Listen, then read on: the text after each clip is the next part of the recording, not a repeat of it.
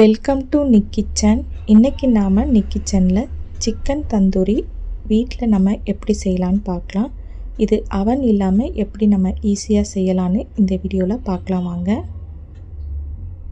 சிக்கனை மேரினேட் பண்ணுறதுக்கு நம்ம ஒரு மசாலா ரெடி பண்ண போகிறோம். இதுக்கு நான் 200 ml தயிர் எடுத்திருக்கேன்.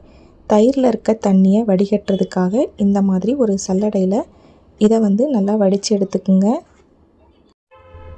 தயிரில் இருக்க தண்ணியை வடிகட்டினதுக்கப்புறமா எனக்கு கெட்டியான தயிர் 2 ஸ்பூன் இதில் வந்தது. தந்தூரி சிக்கன் செய்கிறதுக்கு நான் 1/2 கிலோ சிக்கன் வாங்கியிருக்கேன். சிக்கன் பீசஸை இந்த மாதிரி பெரிய பீஸாக கட் பண்ணி வாங்கிக்கோங்க. மேரினேட் பண்ணுறதுக்கு முன்னாடி சிக்கன் துண்டுகளை நல்லா கழுவி எடுத்துகிட்டு அதில் இருக்க தண்ணியை நல்லா வடித்து எடுத்துருங்க. இந்த மாதிரி அங்கங்கே கீரல் போட்டு எடுத்துக்குங்க. அப்போ தான் உள்ளே நல்லா மசாலா பிடிச்சி சிக்கன் நல்லா வெந்து வரும்.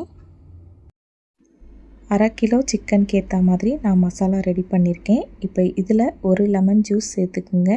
2 ஸ்பூன் இஞ்சி பூண்டு பேஸ்ட்டு, 1/2 ஸ்பூன் உப்பு, 1 ஸ்பூன் சில்லி பவுடர் சேர்த்து இதை நல்லா கலந்து விட்டுக்குங்க. இதை 1/2 மணி நேரம் ஊற விடுங்க.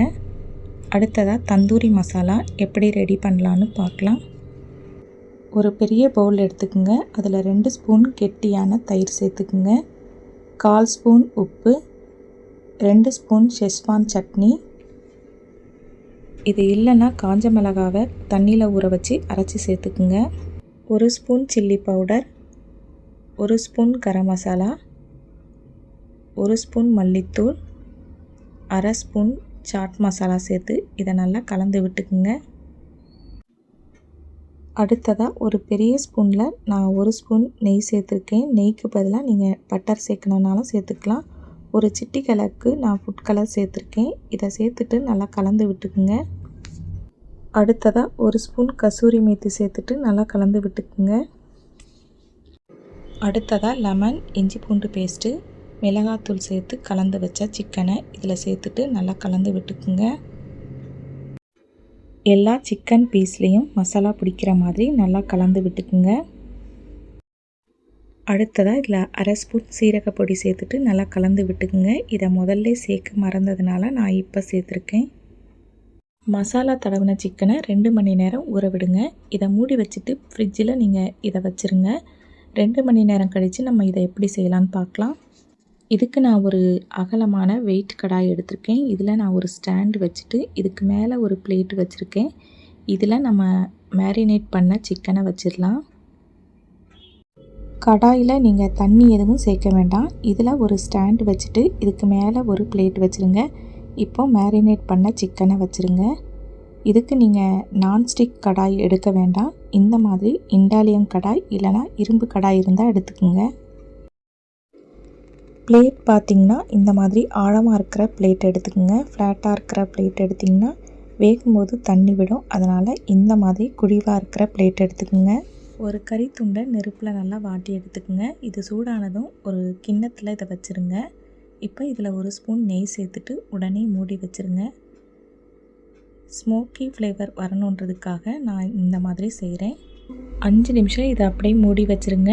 இதில் இருக்க புகை எல்லாமே அடங்கினதுக்கப்புறமா இதை ஓப்பன் பண்ணி பாருங்கள். இப்போ இந்த கிண்ணத்தை எடுத்துகிட்டு அடுப்பை ஆன் பண்ணிடுங்க. அடுப்பை மீடியம் ஹீட்டில் வச்சுக்குங்க. மூடி வச்சுட்டு 10 நிமிஷம் இதை நல்லா வேக விடுங்க. இப்போ ஓப்பன் பண்ணி பார்க்கலாம். நம்ம சிக்கனில் தண்ணி எதுவும் சேர்க்கல பாருங்கள். வேகும்போது இதில் தானாகவே தண்ணி விடும். இப்போ இன்னொரு பக்கம் நல்லா திருப்பி விட்டுட்டு வேக விடுங்க. சிக்கன் வேகும்போது தானாகவே தண்ணி விடும். அதனால தான் இந்த மாதிரி குழிவான பிளேட் எடுக்க சொன்னேன். கடாய்க்கு பதிலாக நீங்கள் குக்கரில் கூட இதை செய்யலாம். பெல்ட் எடுத்துகிட்டு இதே மாதிரி செய்யுங்க. இது உங்களுக்கு கஷ்டமாக தெரிஞ்சால் தவாவில் கொஞ்சமாக பட்டர் சேர்த்துக்குங்க. மேரினேட் பண்ண சிக்கனை வச்சுட்டு ரோஸ்ட் பண்ணி எடுத்துக்குங்க. மறுபடியும் இதை மூடி வச்சு 10லேருந்து 20 நிமிஷம் வேக விடுங்க. அடுப்பை மீடியம் ஹீட்டில் வச்சுக்கோங்க. அப்போ தான் சிக்கனில் இருக்க தண்ணி நல்லா வற்றிட்டு சிக்கனும் நல்லா வெந்து வரும். ஒரு டூத் பிக்கை வச்சு இந்த மாதிரி குத்தி பாருங்கள் சிக்கன் நல்லா வெந்திருக்கான்னு. வேகலைன்னா மறுபடியும் மூடி வச்சு வேக விடுங்க. சிக்கன் வேகிறதுக்கு 35 நிமிஷத்துலேருந்து 45 நிமிஷம் ஆகும். இது 80% நல்லா வெந்துருச்சு. ஒரு கத்தி வச்சு குத்தி பார்த்திங்கன்னா வெந்திருக்கான்னு செக் பண்ணி பார்த்துக்கலாம். அடுத்ததாக 3 ஸ்பூன் பட்டர் துண்டு எடுத்துக்கோங்க. இதை நல்லா ஹீட் பண்ணி எடுத்துக்கிட்டிங்கன்னா மெல்ட் ஆயிரும். வேக வச்ச சிக்கன் துண்டுக்கு மேலே இந்த உருக்கி வச்சுருக்க பட்டரை சேர்த்துக்குங்க. அடுத்ததாக வலை கம்பி இருந்தால் எடுத்துக்கோங்க. இதுக்கு மேலே இந்த சிக்கன் பீஸை வச்சுருங்க. ஒவ்வொரு சிக்கன் பீஸுக்கு மேலேயும் பட்டரை தடவிட்டு வச்சுருங்க. ஒரு பக்கம் நல்லா சுட்டு எடுத்ததுக்கப்புறமா இன்னொரு பக்கம் திருப்பி விட்டுக்குங்க. இந்த மாதிரி எல்லா சிக்கன் துண்டுகளையும் நெருப்பில் சுட்டு எடுத்துக்குங்க. நெருப்பில் நல்லா சுட்டு எடுத்ததுக்கப்புறமா இது ஒரு பிளேட்டுக்கு எடுத்து வச்சுருங்க. இதே மாதிரி எல்லா சிக்கன் துண்டுகளையும் நெருப்பில் வாட்டி எடுத்துக்குங்க. சிக்கன் தந்தூரி செய்கிறதுக்கு மொத்தமாக எனக்கு 45 நிமிஷம் ஆச்சு. பெரிய பீஸாக இருக்கிறதுனால கொஞ்சம் அதிகமாக டைம் எடுத்தது. சின்ன பீஸாக இருந்தால் இது சீக்கிரமே வெந்துடும். உங்கள் வீட்டு குட்டீஸ்க்கு கண்டிப்பாக சிக்கன் தந்தூரி ரொம்ப பிடிக்கும். இதை கடையில் வாங்காமல் வீட்டிலே செஞ்சு அசத்துக்குங்க.